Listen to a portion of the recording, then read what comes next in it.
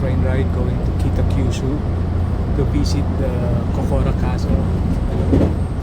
I missed the bullet train na sana ay 28 minutes ride lang. So the regular train would be 51 minutes. Pero okay lang kasi maganda naman yung view dito sa train. Kasi papunta ako ng probinsya. Okay, so eto, papasok pa lang tayo sa Kokora Castle. Itong malaking compound na to ay hindi pa pala ito yung castle mismo. So ito, naglalakad ako at hinahanap ko yung gate or entrance papunta sa castle.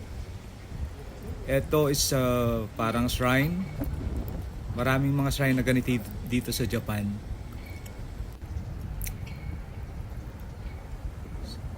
So guys, napakaganda ng compound na to, pero hinahanap ko pa yung entrance sa castle. Eto na nga, eto na yung entrance. So itong wooden, parang pagoda na gate.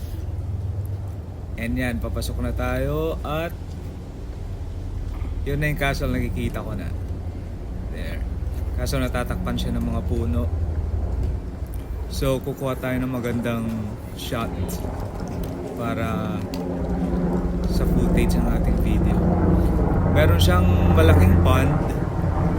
Kagaya ng iba pang mga castle dito sa Japan, laging may water element sa harap or sa palibot ng castle.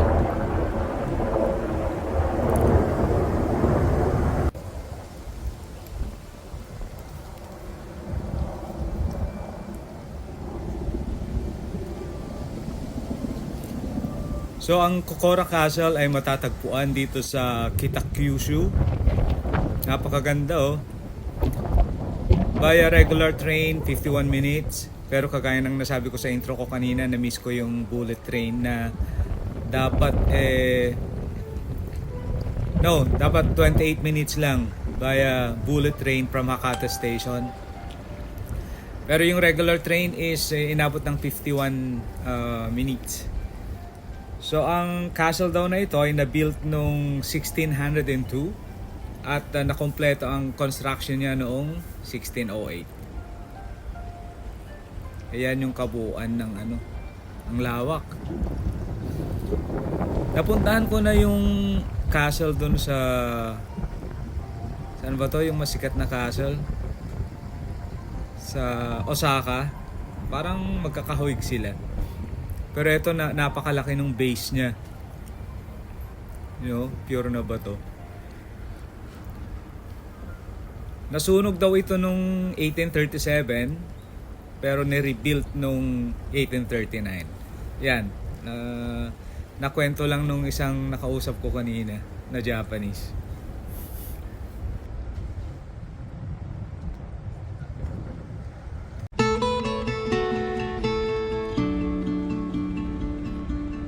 Shoot.